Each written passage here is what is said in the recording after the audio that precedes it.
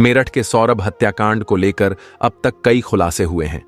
मुस्कान ने अपने पति की हत्या के दौरान हैवानियत की हदों को भी पार कर दिया, जिसे सुनकर आपके भी रोंगटे खड़े हो जाएंगे। प्यार, धोखा और कत्ल के पीछे मुस्कान की खौफनाक और फुल प्रूफ प्लानिंग। मुस्कान को मिला साहिल का साथ, कत्ल किया, फिर सौरभ के सिर और हाथ के साथ मुस्कान ने गुजारी रात। 3 मार्च की रात क्या क्या हुआ सौरभ के साथ, दरिंदगी की पूरी कहानी। अपनी नापाक मोहब्बत की राह में रोड़े बने सौरभ को हटाने के लिए मुस्कान ने पिछले साल नवंबर में ही फुल प्रूफ प्लान बना लिया था। मुस्कान और साहिल चाहते थे कि अगर सौरभ को उनके रास्ते से हटा दिया जाए तो दोनों बाकी की जिंदगी आराम से गुजारेंगे। सौरभ की हत्या को अंजाम तक पहुंचाने के लिए मुस्कान ने इसकी तैयारी नवंबर से ही करना शुरू कर दी थी। दरअसल मुस्कान ने अपने कुछ दोस्तों से पूछी कि पूजा की सामग्री को कहां पर दबाया जाता है। इसके साथ ही मुस्कान ने अपने कुछ और दोस्तों से यह भी पूछी कि जानवर के मरने के बाद उसे कहां पर दबाया जाता है। सौरभ लंदन की एक बेकरी में काम करता था। सौरभ को अपना पासपोर्ट रिन्यू कराना था। 28 फरवरी को बेटी का बर्थडे भी था। सौरभ 24 फरवरी को मेरठ पहुंचा था। मुस्कान ने इसे एक मौके की तरह देखा और सौरभ की हत्या के प्लानिंग पर फिर से काम करना शुरू कर दी। सबसे पहले उसने गूगल पर सर्च किया कि नींद के लिए कौन सी दवा सबसे ज्यादा कारगर होती है।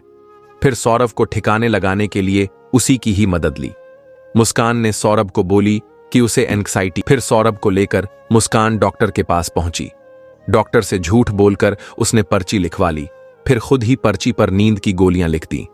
इतना सब कुछ करने के बाद मुस्कान अपने प्रेमी साहिल को साथ लेकर खैरनगर पहुंची, जहां एक मेडिकल दुकान से नींद की गोलियां खरीदी। घर लौटने के बाद मुस्कान ने मर्डर वेपन खरीदने की प्लानिंग शुरू कर दी। इसमें उसने अपने प्रेमी साहिल को भी शामिल किया। मुस्कान और साहिल शारदा रोड पहुंचे। एक किचन दुकान से 800 रुपए के 2 चाकू खरीदे। मुस्कान ने 300 रुपए में एक उस्तरा भी खरीदी। शारदा रोड की एक दुकान से पॉली बैग खरीदे गए। 10 किलो ब्लीचिंग पाउडर भी एक दुकान से खरीदे। मुस्कान को इंतजार था उस मौके का जब वो घर में अकेले रहे। 25 फरवरी की रात मुस्कान ने सौरभ की हत्या करने की पहली कोशिश की। उसने शराब में नींद की गोलियां मिला दी, लेकिन सौरभ ने तबीयत खराब होने की बात कहकर शराब नहीं पी और वो बच गया। 3 मार्च 2025 को सौरभ अपनी मां के हाथ के बने हुए लौकी के कोफ्ते लेकर अपने घर पहुंचा और मुस्कान को गर्म करने के लिए दे दिए। इस बात का फायदा उठाते हुए मुस्कान ने जब कोफ्ते को गर्म किया तो उसी में नशीली गोलियां मिला दी, जिसके बाद डिनर करने के दौरान सौरभ खाना खाकर बेहोश हो गया। जिसके बाद मुस्कान ने साहिल को फोन कर घर पर बुला लिया। साहिल जब मुस्कान के घर पहुंचा तो सौरभ बेहोशी की हालत में था। वो किचन में गया, वहां से 2 चाकू उठाकर लाया, जिसे मुस्कान ने किचन की दुकान से खरीदा था। साहिल ने मुस्कान से कहा, सौरभ को अब तुम्हें ही खत्म करना होगा। सौरभ का बद तुम ही करोगी, मैं नहीं। ये एक अच्छा काम है और एक नई जिंदगी की शुरुआत है। ये काम तुम्हारे ही हाथों से होना चाहिए। साहिल का इतना कहना था और मुस्कान तैयार हो गई। इसके बाद साहिल ने मुस्कान को बताया कि चाकू को कैसे पकड़ना है, उससे कैसे सौरभ के शरीर पर वार करना है। करीब 20 मिनट तक पूरी तैयारी के बाद दोनों बेडरूम में पहुंचे, जहां सौरभ बेहोशी के हालत में सोया हुआ था। बेड के पास ही बैठकर साहिल और मुस्कान नशे के हालत में आते ही मुस्कान ने चाकू से वार करना शुरू कर दिया। मुस्कान ने पहला बार सौरभ के दिल के पास किया। मुस्कान के चाकू वाले हाथ पर साहिल ने अपना हाथ रखा, फिर दोनों ने मिलकर ताबड़तोड़ वार करने शुरू कर दी। बेहोश होने की वजह से सौरभ चीख भी नहीं पाया।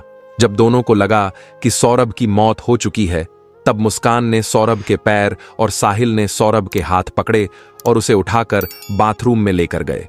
साहिल ने सौरभ के शव को 4 टुकड़ों में काट दिया, फिर उन टुकड़ों को पॉली बैग में पैक कर दिया। उन्होंने मिलकर बेडरूम और बाथरूम की सफाई की। रात 3 बजे के आसपास साहिल ने धड़ और पैर वाला बैग बेड के बॉक्स के अंदर छिपा दिया। फिर सिर और हाथ के टुकड़ों वाला बैग लेकर मुस्कान के साथ अपने घर चला गया, जो कि सौरभ के घर से महज 800 मीटर की दूरी पर था।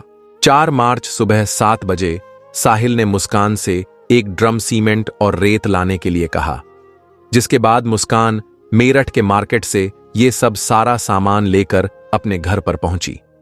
साहिल उसके साथ था और इस दौरान शव को टुकड़ों में जो किया हुआ था ड्रम में डाला गया और उसके बाद सीमेंट के घोल को ड्रम में डाल दिया गया। उसकी वजह थी ड्रम के ऊपर सीमेंट का लेप लगाने से जो ड्रम में शव को छुपाया गया था उसकी बदबू बाहर ना आ सके। ये पूरी प्लानिंग मुस्कान और साहिल ने मिलकर की। सौरभ के शव को ठिकाने लगाने के बाद मुस्कान और साहिल हिमाचल प्रदेश के लिए निकल गए। मुस्कान ने अपनी बेटी को पहले से ही अपनी मां के पास पहुंचा दिया था। शिमला में दोनों ने होटल और कैब पर 54,000 रुपए खर्च किए। 13 दिनों तक दोनों एक ही होटल में रहे। मंदिर में जाकर एक दूसरे को वरमाला पहनाए। मुस्कान अपने साथ सौरभ का फोन भी ले गई थी। इस दौरान वो कॉल रिसीव नहीं करती थी, लेकिन व्हाट्सएप पर टेक्स्ट मैसेज का जवाब जरूर देती थी। एक मैसेज में लिखती है, मैं पार्टी में हूं, यहां बहुत शोर है, बात नहीं हो पाई। सौरभ के परिवार वालों को भी मुस्कान ने व्हाट्सएप पर मैसेज भेजा और बताया कि वो शिमला में मुस्कान के साथ है। इस दौरान सौरभ की बहन ने उसे कई बार मैसेज के जरिए बात भी की। 6 मार्च को सौरभ की बहन चिंकी ने पूछा, भैया आप कहां हैं और घर कब आएंगे? सौरभ के मोबाइल पर मुस्कान ने जवाब दिया, मैं बाहर हूं, होली के बाद आऊंगा। 8 मार्च को चिंकी ने फिर मैसेज किया, वो अपनी बेटी को अपने साथ क्यों नहीं ले गया? उधर से जवाब आया, वहां का तापमान -10 डिग्री सेल्सियस है, यहां आती तो बीमार हो जाती। 13 मार्च को चिंकी के मोबाइल पर होलिका दहन का शुभ कामना संदेश मिला। 15 मार्च को चिंकी ने पूछा कि सौरभ तुम कब लौटोगे? जवाब मिला कि उसने एक पार्टी की योजना बनाई है, पता नहीं वो कब तक लौट पाएगा। 16 मार्च को चिंकी ने सौरभ से बात करने के लिए व्हाट्सएप कॉल की। कॉल का कोई जवाब नहीं मिला। 17 मार्च को फिर चिंकी ने कॉल की, लेकिन कोई जवाब नहीं मिला। 17 मार्च को ही सौरभ के परिवार वालों को शक हो गया और उन्होंने पुलिस में शिकायत दर्ज कराई। उधर 17 मार्च को ही मुस्कान और साहिल मेरठ लौट आए। अगले दिन मुस्कान अपनी मां के घर पहुंच गई। मुस्कान की मां ने पूछा कि सौरभ कहां है। इस पर मुस्कान ने बताई कि सौरभ को उसके घर वालों ने मार दिया, लेकिन मुस्कान की मां को अपनी बेटी पर शक हुआ। उन्होंने सख्ती से पूछताछ की तो मुस्कान ने सारा सच उगल दिया। इसके बाद मुस्कान ने इसकी जानकारी अपने पिता को दी। पिता ने यह जानकारी ब्रह्मपुरी थाने की पुलिस को दी। 18 मार्च को पुलिस ने मुस्कान और साहिल को गिरफ्तार कर लिया और उनकी निशानदेही पर ड्रम से शव के टुकड़े को बरामद कर लिया। 19 मार्च को पुलिस ने मुस्कान और साहिल को मुख्य न्यायिक मैजिस्ट्रेट की अदालत में पेश किया। पेशी के दौरान वकीलों की भीड़ ने उन्हें घेर लिया और साहिल के कपड़े तक पकड़ लिए। पुलिस ने मुश्किल से दोनों को बचाकर कोर्ट से बाहर निकाला। अदालत ने दोनों आरोपियों को 14 दिन की न्यायिक हिरासत में भेज दिया। यह मामला भारतीय दंड संहिता IPC की धारा 302 हत्या के तहत दर्ज किया गया है। हालांकि 2023 में भारत में आपराधिक कानूनों में बड़े बदलाव किए गए हैं और अब भारतीय न्याय संहिता BNS लागू हो गई है।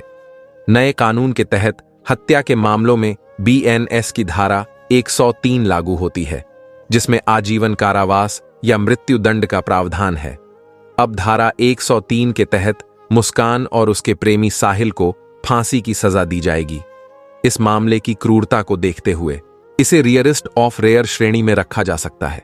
मुस्कान ने पहले से नशीली दवाएं, चाकू और ड्रम खरीदने की योजना बनाई थी। सौरभ को बेहोश करने के बाद चाकू से गोदकर उनकी हत्या की गई और शव को 15 टुकड़ों में काटकर सीमेंट में छिपाया गया। मेरठ के चर्चित सौरभ हत्याकांड में गिरफ्तार मुस्कान रस्तोगी और साहिल शुक्ला चौधरी चरण सिंह जिला कारागार में बंद है। दोनों को 19 मार्च से जेल में रखा गया है और उन्हें महिला व पुरुष बैरकों में अलग अलग रखा गया है। मुस्कान ने जेल अधीक्षक को एक पत्र लिखकर साहिल के साथ एक ही बैरक में रहने की इच्छा जताई। इस बारे में जब अधिवक्ता रेखा जैन के नेतृत्व में 4 वकीलों की टीम ने दोनों से मुलाकात की तो यह बात सामने आई। वकीलों से बातचीत के दौरान मुस्कान और साहिल ने जल्द से जल्द जमानत दिलाने की भी मांग की ताकि वह जेल से बाहर आ सके। इस केस में मुस्कान और साहिल के परिजनों ने उनकी पैरवी करने से इनकार कर दिया है। यहां तक कि मुस्कान के परिवार वालों ने उससे मिलने से भी मना कर दिया। वहीं मुस्कान ने अब तक अपनी 6 साल की बेटी पीहू के बारे में भी कोई बात नहीं की है। जिससे उसकी संवेदनहीनता उजागर होती है।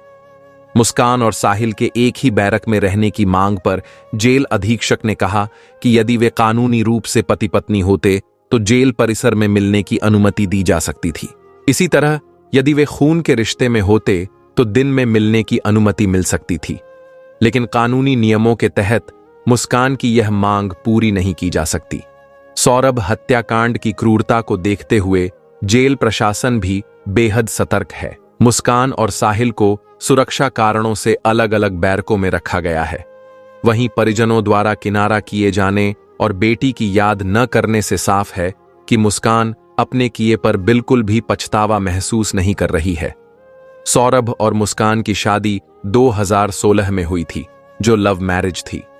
सौरभ का परिवार इस शादी के खिलाफ था, लेकिन उन्होंने मुस्कान से शादी कर ली। उनकी 6 साल की बेटी भी है, जिसने पड़ोसियों को बताया पापा ड्रम में है, जिससे लगता है कि बच्ची ने कुछ देखा होगा। ये बात इस मामले को और गंभीर बनाती है। सौरभ हत्याकांड एक जघन्य अपराध है, जिसमें पत्नी और उसके प्रेमी ने मिलकर एक सुनियोजित साजिश के तहत हत्या को अंजाम दिया।